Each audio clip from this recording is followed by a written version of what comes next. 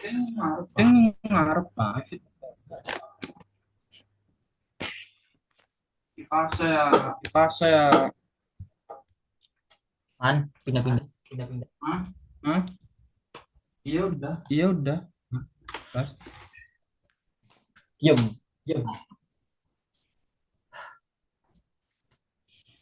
Menang. Lu ngerekoni Jin. Ayo lah cepet lah. Assalamualaikum warahmatullahi wabarakatuh. Perkenal, sorry. Assalamualaikum warahmatullahi wabarakatuh. Kami dari kelompok 4 ingin mempresentasikan segmentasi targeting and positioning yang dengan beranggotakan yaitu dengan pertama yaitu Mas Nama saya Fajar Rafal dengan Fatman. Nama saya Fajar Rafal Fatman dengan 24 dengan NIM 24 0201 07. dan saya sendiri Muhammad Adi Setiawan dengan NIM 24020101113. Materi pertama yaitu latar belakang yaitu saingan bisnis yang ketat menuntut strategi efektif untuk memenangkan pasar. Perusahaan harus mempertahankan pelanggan, memahami kebutuhan kom- konsumen dan menciptakan produk bernilai tambah agar tetap kompetitif di pasar yang didominasi oleh kekuatan pembeli. Dengan demikian, perusahaan dapat mempertahankan persepsi positif di benak pelanggan sehingga memenangkan persaingan pasar yang kini didominasi oleh kekuatan pembeli. Materi pertama yaitu segmentasi. Segmentasi yaitu pengertian segmentasi. Segmentasi pasar merupakan pendekatan yang memungkinkan bisnis untuk lebih efisien dalam merancang dan memasarkan produk atau layanan mereka. Segmentasi pasar membagi pasar luas menjadi segmen kecil berdasarkan kesamaan tertentu seperti demografi, perilaku, atau psikografis. Strategi ini memungkinkan bisnis menargetkan pelanggan dengan produk dan pemasaran yang lebih relevan, meningkatkan keterlibatan serta konversi. Selain pemasaran, segmentasi juga berpengaruh pada desain produk, harga, dan distribusi. Dan juga untuk menurut para ahli, yaitu menurut Kotler dan Armstrong, segmentasi adalah pembagian pasar berdasarkan karakteristik dan kebutuhan sementara.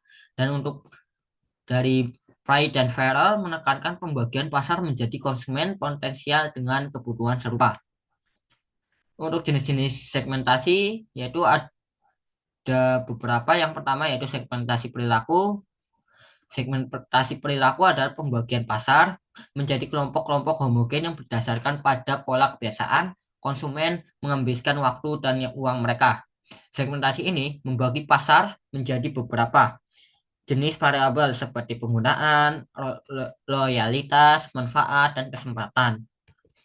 Dan yang kedua itu segmentasi demografis. Segmentasi ini membagi pasar menjadi beberapa segmen berdasarkan variabel seperti usia, gender, pendidikan, dan pekerjaan. Dari variabel tersebut, Anda dapat mengaitkannya dengan minat dan perilaku pembelian konsumen. Yang ketiga yaitu segmentasi psikografis. Segmentasi ini fokus pada karakteristik intrinsik konsumennya. Segmentasi psikografis membagi pasar menjadi 5 variabel, yaitu kepribadian, gaya hidup, sikap, minat, dan nilai. Untuk itu, Anda bisa memanfaatkan survei seperti pembagian kuesioner agar dapat mengetahui preferensi sebenarnya dari konsumen terkait seperti gaya hidupnya, hobi, ketertarikan, dan semacamnya. Dan yang keempat yaitu segmentasi geografis. Segmentasi ini membagi pasar menjadi beberapa segmen berdasarkan tempat tinggal mereka. Hal ini disebabkan perbedaan lokasi. Seringkali memunculkan memunculkan selera, kebutuhan, dan budaya yang berbeda. Dan yang kelima yaitu segmentasi firmografis. Hampir mirip dengan segmentasi demografis. Segmentasi firmografis adalah proses membagi pelanggan menjadi kelompok-kelompok berdasarkan atribut perusahaan atau organisasi bersama. Segmentasi firmografi mempertimbangkan hal-hal seperti ukuran perusahaan dan jumlah karyawannya. Dan yang ke hmm, Selanjutnya yaitu need based, berbasis kebutuhan. Segmentasi berbasis kebutuhan adalah proses mengidentifikasi pelanggan ke dalam kelompok berdasarkan masalah dan kebutuhan mereka. Selain itu, segmentasi berbasis kebutuhan juga mengarah pada pemahaman yang lebih jelas tentang pasar dan pesan yang disesuaikan untuk pelanggan. Dan yang terakhir yaitu transaksional. Transaksional yaitu segmentasi transaksional adalah segmentasi yang melihat pola pengeluaran pelanggan untuk mengidentifikasi dan mengelompokkan mereka berdasarkan perilakunya.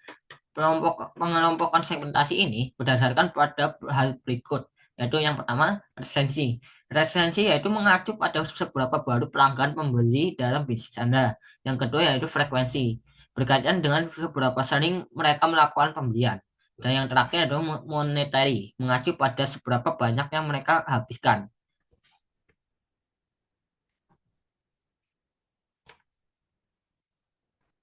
Materi selanjutnya, materi selanjutnya targeting.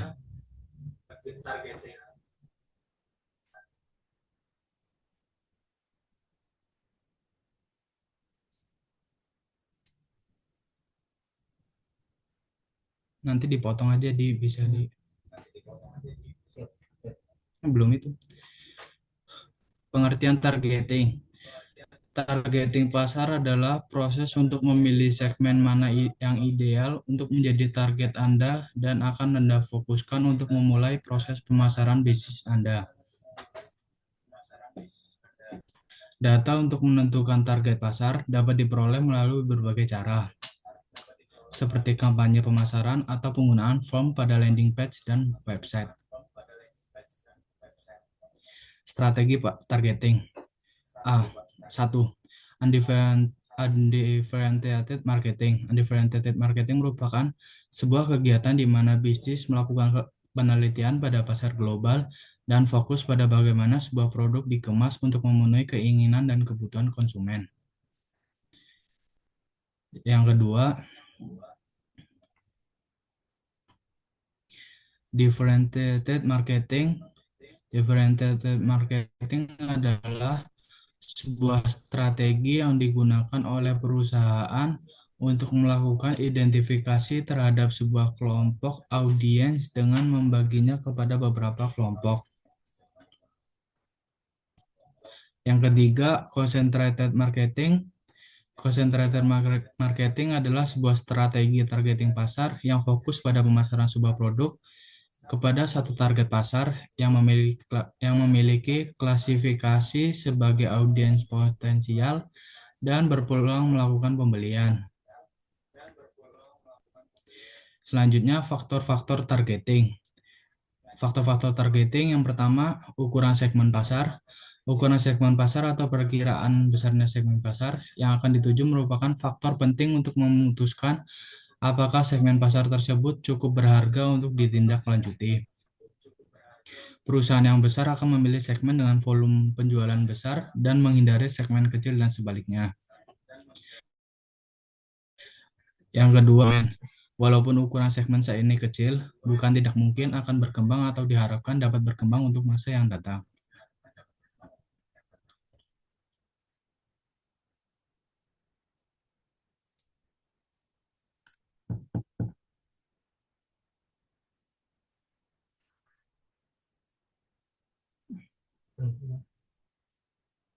Dikat-katin aku yang berarti harus.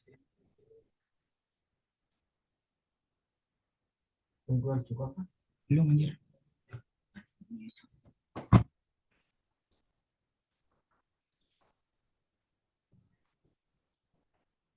Selanjutnya, yang ketiga, biaya yang harus dikeluarkan.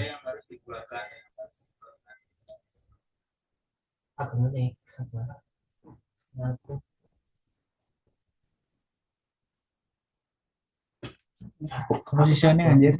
Ini kepositioning. Iya, Ya udah nih tak ulang ya. Yang tadi biaya yang harus dikeluarkan. Selanjutnya, biaya yang harus dikeluarkan. Biaya yang harus dikeluarkan untuk mencapai segmen tersebut harus menjadi salah satu faktor pertimbangan. Suatu segmen yang tidak cocok dengan kegiatan pemasaran perusahaan seharusnya tidak dikejar. Yang keempat, dan sumber-sumber daya kemampuan. Sumber-sumber daya atau kemampuan perusahaan. Target yang dituju haruslah sesuai dengan tujuan dan sumber-sumber daya atau kemampuan yang dimiliki perusahaan. Yang terakhir, posisi persaingan. Suatu segmen mungkin mempunyai ukuran dan pertumbuhan yang baik, tapi mempunyai potensi lemah dalam hal laba. Lebih sedikit persaingan, maka semakin menariklah segmen tersebut untuk dimasuki.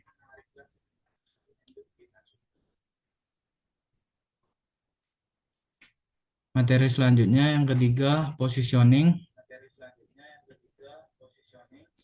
Pengertian positioning.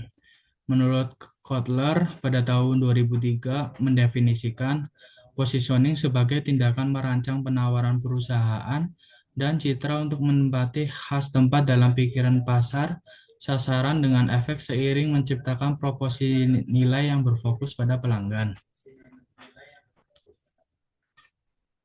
Sedangkan menurut Roser Rivest sebagaimana dikutip di Sako pada tahun 1986, melihat posisi sebagai seni memilih dari sejumlah penjualan yang unik proposisi, salah satu yang akan membuat Anda penjualannya maksimal. Jenis-jenis positioning. Yang pertama, produk positioning, yaitu bagaimana suatu perusahaan atau bisnis memposisikan produknya di tengah produk serupa dari kompetitor. Yang kedua, brand positioning. Brand positioning adalah strategi positioning yang berusaha membedakan suatu merek dengan merek lain yang ada di pasar. Yang ketiga, market positioning. Positioning pasar ini lebih cenderung pada kemampuan perusahaan dalam mempengaruhi persepsi pelanggan terhadap produknya yang serupa dengan milik kompetitor.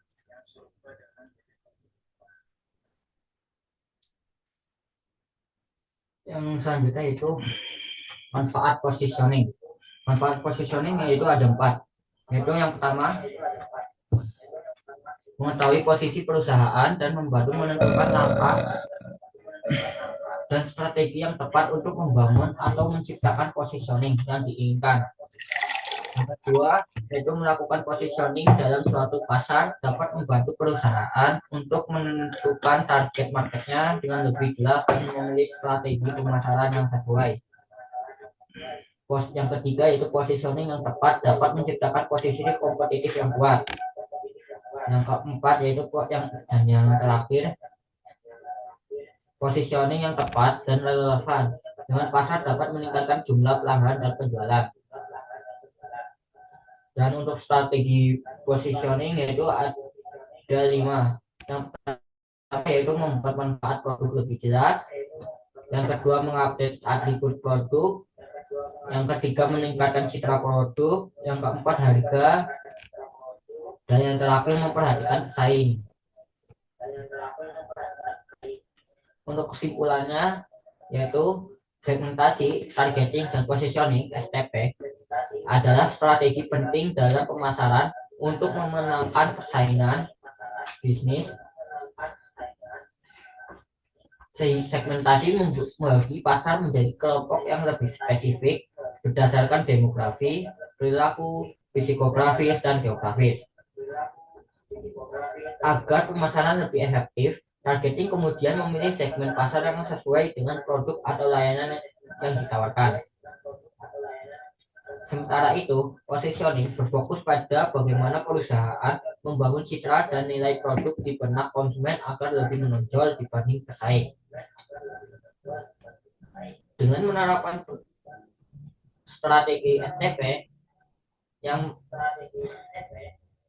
tepat, perusahaan dapat meningkatkan efektivitas pemasaran, menarik lebih banyak pelanggan, serta menciptakan keunggulan kompetitif di pasar. Selanjutnya, mohon maaf jika ada yang salah kata. Sekian dari kami. Wassalamualaikum warahmatullahi wabarakatuh. Waalaikumsalam warahmatullahi wabarakatuh. Yang raimu hilang di. Emang.